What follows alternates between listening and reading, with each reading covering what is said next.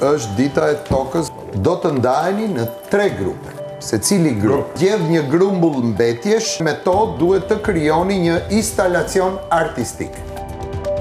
Në mes të oqeanit ndodhet një ishull i formuar vetëm nga plastikat. Ju bëjmë thirrje për një të ardhme sa më të shëndetshme. Ne sigurisht ushqehemi dhe shëndetshëm. Kemi krijuar jogurt me portokall, me ndruri. Planetin tonë, shtëpia jona, duhet ta mbrojmë. Këto janë rreziku i njerëzimit.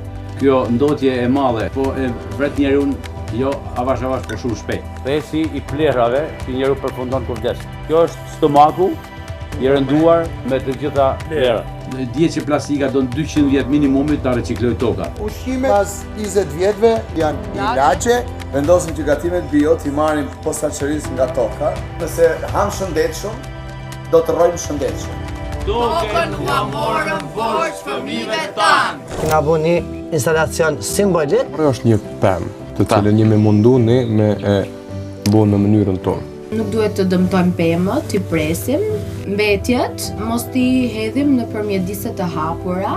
Ndërsa këtu kemi përgatit patate me qep njoma, hudra, salskosi bio që e kemi bë këtu. Reciklo, kujdesu, mos dëmto.